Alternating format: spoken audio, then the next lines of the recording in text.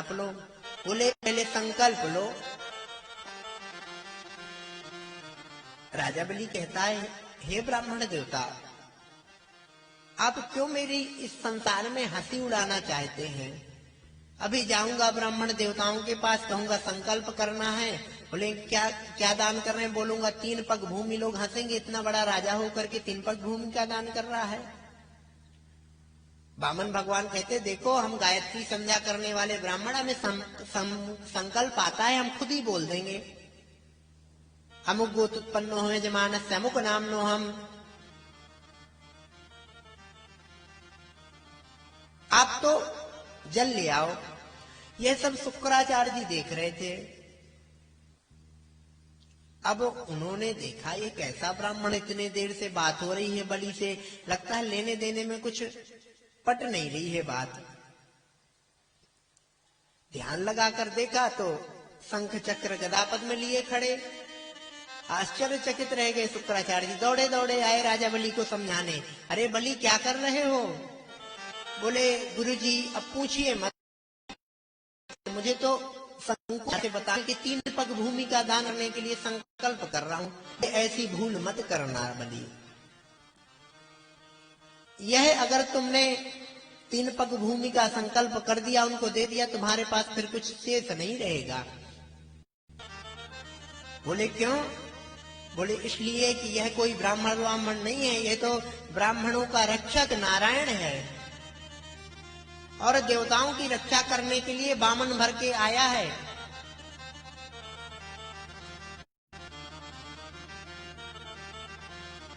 गुरुजी ने समझाया।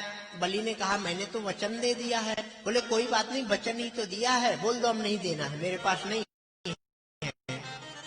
यह कैसे हो सकता है? मैं एक क्षत्रिय हूँ, मेरे पूर्वजों ने कभी अपना वचन नहीं तोड़ा। प्राण जाए पर वचन न जाए, ये क्षत्रिय का स्वाभिमान होता है। और आप बोल रहे हैं वचन तोड़ दूं? मेरे प्राण चले जाएंगे लेकिन मैं अपने वचन से पीछे नहीं हटूंगा। बोले संकल्प तो नहीं किया। बोले संकल्प तो ब्राह्मण की इच्छा है, संकल्प नहीं भी करेंगे तब भी मैं 3 पग भूमि का दान तो इनको करूंगा ही करूंगा। शुक्राचार्य जी बार बार समझाते हैं कि देखो मत करो। कहता है बलि कि गुरुजी, इस पृथ्वी में, पृथ्वी को पर्वतों का, समुद्र का, नदियों का, बड़ी बड़ी चट्टानों का, घरों का, बिल्डिंगों का भार नहीं लगता। अगर उसे सबसे ज्यादा किसी का भार लगता है तो असत वाचन करने वाले का, जो झूठ बोलता है, उससे पृथ्वी बड़ी दुखी होती है। और मैं क्षत्रिय होकर के झूठ कैसे बोल सकता हूं? शुक्राचार्य जी ने समझाया, देखो 6 जगह पर अगर झूठ भी बोलते हो तो चल जाता है, कोई ज्यादा पाप नहीं लगता है।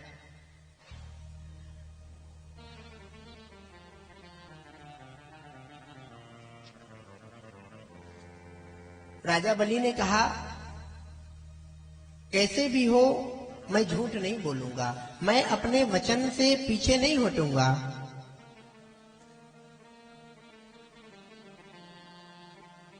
शुक्राचार्य जी कहते हैं, स्त्री सुनर में विवाहे चा मृत्यार्थे प्राण संकटे गो ब्राह्मणार्थे हिंसायाम नानतम स्राजुगोप्सितम। आप 7 जगह पर अगर झूठ बोल देंगे तो कोई ज्यादा पाप नहीं लगता। बताऊं कहां कहां पर? देखो सब लोग कह रहे हैं बता दो जल्दी से, आज से परमिट मिल जाएगा झूठ बोलने का। लेकिन यह बात कह कौन रहा है? शुक्राचार्य। शुक्राचार्य कौन है? दैत्यों के गुरु हैं। हम दैत्य थोड़ी ना हैं। लेकिन उन्होंने कहा स्त्रीसु, अर्थात हास्य परिहास में अपनी पत्नी से झूठ आप बोल सकते हैं। विवाहे, और अगर किसी कन्या का विवाह हो रहा है,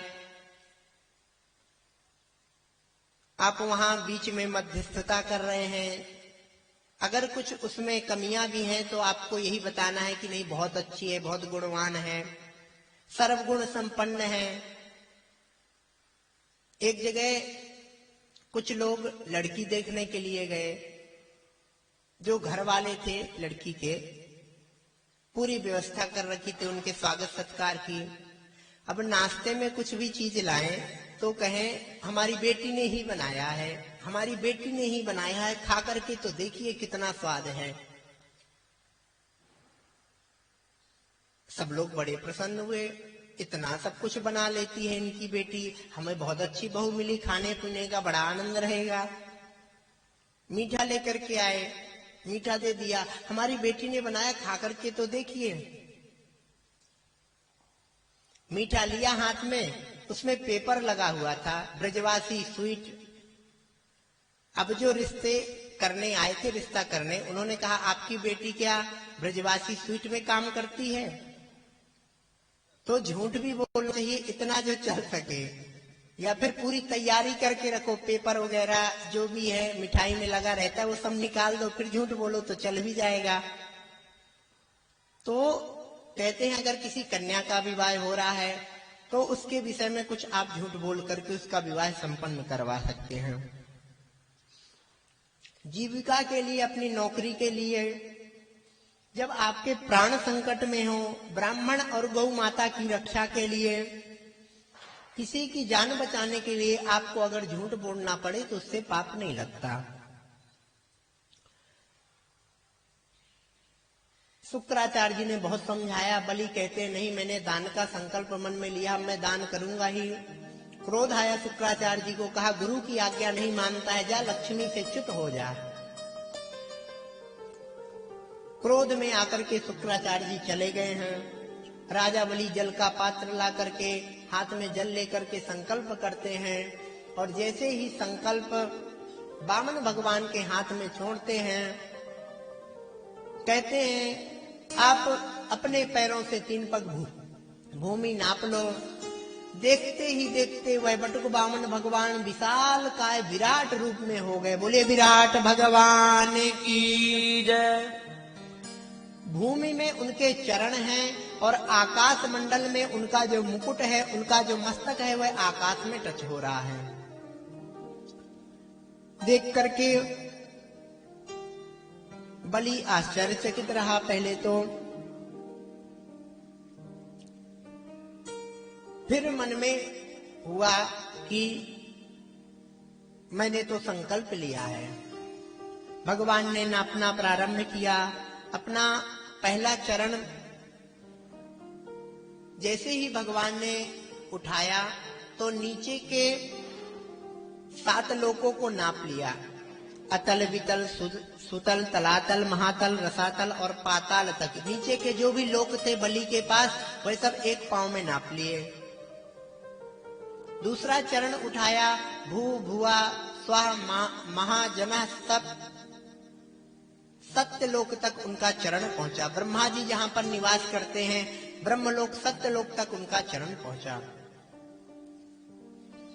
और भगवान के चरणों के अंगूठे से ब्रह्म लोक में, ब्रह्म धातु में छिद्र हो गया, जिससे एक दिव्य धारा निकली। भगवान के चरणों का स्पर्श करते हुए, भगवान के चरणों को धोते हुए वह धारा निकली, जिसको ब्रह्मा जी ने कमंडलू में धारण कर लिया। और वही फिर गंगा के रूप में समस्त भारतवर्ष को पवित्र करती हुई हम सबका कल्याण कर रही हैं। बोलिए गंगा मैया की जय। 2 पग में समस्त राज्यों को नाप लिया। कहा राजा बलि, अब मेरा जो तीसरा चरण है वह मैं कहां रखूं?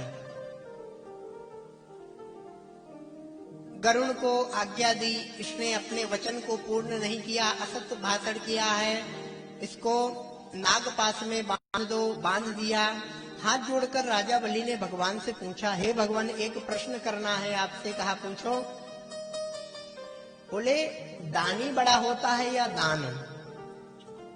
बोले दानी बड़ा होता है, क्योंकि दान तो उसकी संपत्ति का हो रहा है, उसने कमाया है और वह हमें दान दे रहा है, इसलिए दानी बड़ा होता है। हाथ जोड़कर राजा बलि कहते हैं, हे प्रभु, अगर 2 चरणों में मेरा आपने दान नापा है तो क्या इस दानी के ऊपर अपना एक चरण रख करके मेरे जीवन को कृतार्थ नहीं करेंगे? भगवान ने अपना एक चरण राजा बलि के मस्तक पर रखा है और उसका संकल्प पूर्ण किया है। बोलिए भक्तवत्सल भगवान की जय। पदम तृतीयम कुरु शीर्ष में निजम। वहीं पर प्रहलाद जी प्रकट हो गए। कहा, हे प्रभु, आपने मात्र मुझे दर्शन दिए, कृपा की मेरे ऊपर, लेकिन अपने चरण मेरे मस्तक पर कभी नहीं रखे। धन्य है, आज आपने मेरे कुल पर वह भी कृपा कर दी और आज मैं कृतार्थ हो गया। राजा बलि से कहा, अगले मनवंतर में तुम इंद्र बनोगे। अभी सुतल लोक में जाओ, वहां पर निवास करो जहां स्वर्ग के समान ही वैभव है। राजा बलि अपनी पत्नी परिवार के सहित सुतल लोक में जा रहा है। भगवान ने पूछा, तुम्हारे मन में कोई कामना तो नहीं है, कोई इच्छा तो नहीं है? राजा बलि कहता है, हे प्रभु, एक इच्छा है मेरे मन में। कहा, मांग लो। कहा, अब मैं आपसे मांगूंगा नहीं। भिखारी से कोई मांगता है क्या? आप मेरे द्वार पर आकर के हाथ फैला करके मांगा, आपने मेरे कहने पर ही मांगा, लेकिन आपने मुझसे लिया तो, मांगा तो आपने 3 पग भूमि। अगर मैं आपसे अब कुछ मांगूंगा तो क्या रह जाएगा? मैं मात्र इतना चाहता हूं कि नित्य मैं आपका दर्शन करता रहूं बस, और कोई धन संपदा की अब मुझे कामना ही नहीं है। आपका नित्य दर्शन होता रहे। भगवान ने कहा, ठीक है, तुम सुतल लोक में जाओ, वहां हम तुम्हारे द्वारपाल बन करके रहेंगे, और जब भी तुम अपने द्वार से बाहर आओगे, देखोगे तो हमारा दर्शन होगा। भगवान सुतल लोक में बलि का द्वारपाल बन करके निवास करते हैं।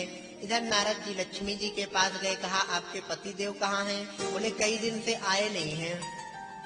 बोले, उन्होंने नौकरी ढूंढ ली है। बोले, क्या नौकरी? बोले, चौकीदारी करने लगे हैं। बोले, कहाँ? बोले, राजा बलि के यहाँ।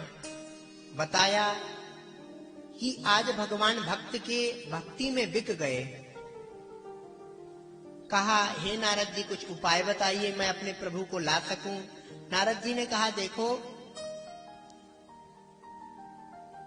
रक्षाबंधन का त्योहार आ रहा है, बलि की कोई बहन नहीं है, जाकर के राखी बांधो और उपहार के रूप में अपने पति को ले आओ।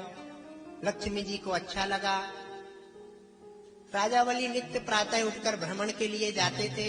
माता लक्ष्मी वहां पर स्त्री का वेश बनाकर बैठे बैठे रुदन कर रही हैं। बलि आए, पूछे, हे देवी, आपको क्या कष्ट है? लक्ष्मी जी ने कहा, आज रक्षाबंधन है, मेरे कोई भाई नहीं है, इसलिए मुझे बड़ा कष्ट है, मैं रो रही हूँ। कहा, ठीक है, तुम्हारे कोई भाई नहीं है, मेरे कोई बहन नहीं है, भगवान की यही इच्छा, चलो मुझे राखी बांध दो। लेकर के घर में गए, राखी बंधवाई सुंदर। कहा, मेरा यह पहला रक्षाबंधन है, जो तुम्हें चाहिए वह मांग लो। लक्ष्मी जी ने कहा, देखो, हमारे पास किसी चीज की कमी तो है नहीं, लेकिन अगर तुम कुछ देना चाहते हो तो तुम्हारा चौकीदार हमें बहुत पसंद आ गया है, उसी को दे दो। राजा बलि समझ गए यह कोई और नहीं, साक्षात लक्ष्मी ही है। भगवान को बुलाया, सामने खड़ा किया लक्ष्मी नारायण भगवान को और चरणों में प्रणाम किया। धन्य है प्रभु आप और आपकी लीला। आशीर्वाद दिया भगवान लक्ष्मी नारायण ने राजा बलि को। बलि कहता है, हे प्रभु, आप इस जन्म में मात्र मेरे को कृपा करके छोड़ मत देना। अगर आप मुझ पर कृपा करना ही चाहते हैं तो जन्म जन्मांतर तक मेरे ऊपर कृपा किए रहना। अपने यह दोनों हाथ आप मेरे मस्तक पर रख दीजिए, जिससे मेरा जीवन कृतार्थ हो जाए। देना है तो दीजिए जन्म जन्म का साथ, देना है तो दीजिए जन्म जन्म का साथ। अरे देना है तो दीजिए जन्म जन्म का साथ, देना है तो दीजिए जन्म जन्म का साथ। मेरे सिर पर रख दे गाना, मेरे सिर पर रख दे गाना, मेरे सिर पर रख गिरधारी, मेरे सिर पर रख गिरधारी, अपने ये दोनों हाथ। देना है तो दीजिए जन्म जन्म का साथ, अरे देना है तो दीजिए जन्म जन्म का साथ, अरे देना है तो दीजिए जन्म जन्म का साथ, अरे देना है तो दीजिए जन्म जन्म का साथ।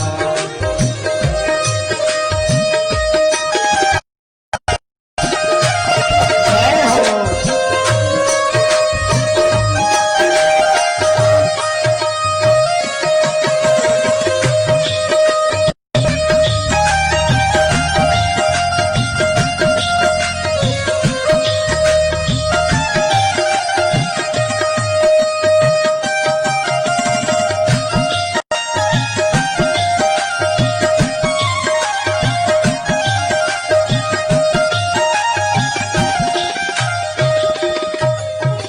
दर पर जाकर श्याम प्रभु से धन और दौलत क्या मांगे, दर पर जाकर श्याम प्रभु से धन और दौलत क्या मांगे, दर पर जाकर श्याम प्रभु से धन और दौलत क्या मांगे, दर पर जाकर श्याम प्रभु से धन और दौलत क्या मांगे।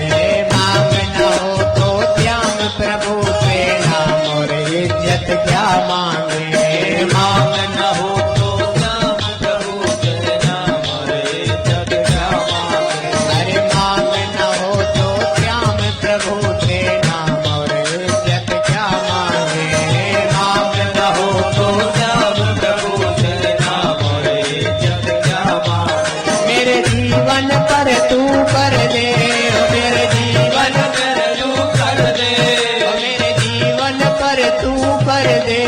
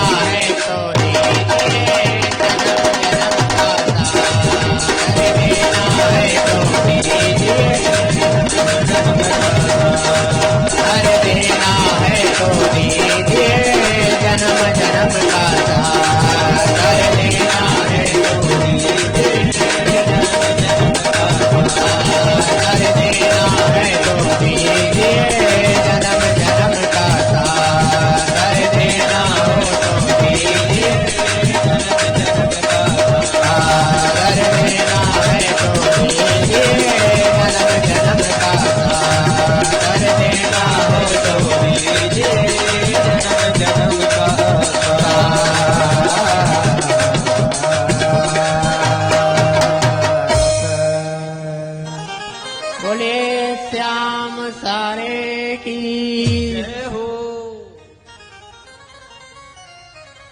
देना हो तो दीजिए जन्म जन्म का साथ। हे प्रभु, राजा बलि कहते हैं कि जन्म जन्म का साथ हमारा आपका रहे, यही हमारी प्रार्थना है।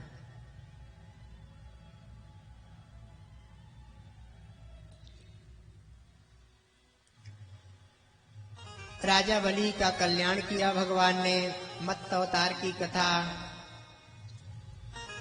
श्रवण करवाई। आगे श्रूयताम् मानवो वंशः प्राचुर्येण परं तपः न शक्यते विस्तरतो वक्तुं वर्षशतैरपि। मनुवंश का वर्णन आता है